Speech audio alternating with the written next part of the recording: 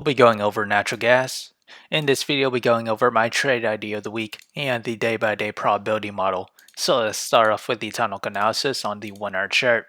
We remain in pause MACD. We did see it converge once more, and we're at overbought levels with the RSI. We continue to remain above the 18 moving average, this purple line, currently at the price of $2.72. With the 4 hour chart, we remain in pause MACD and at overbought levels with the RSI.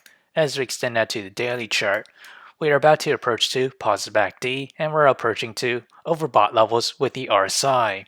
As for the trade idea, I'll be trading UNG, and my position size for it is less than 1% of my portfolio. My long entry is at $9.37, and that is this range here. My sell target is at $10.13, and my stop loss is at $9.13. However, if I were to open a short position, my entry is at $10.39, and my sell target for it is at $9.63. My stop loss is at $10.66. So whichever entry price were to hit first, that'll be my position of the week. So how did I develop these trade ideas? It all comes from the day-by-day probability model, which is available in the link below, so do check it out.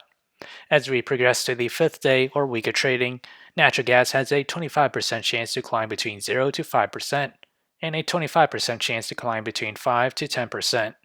To the downside, it has a 50% chance to fall between 0 to negative 5%. So if you enjoyed this content, feel free to like, comment, subscribe, and thank you for watching.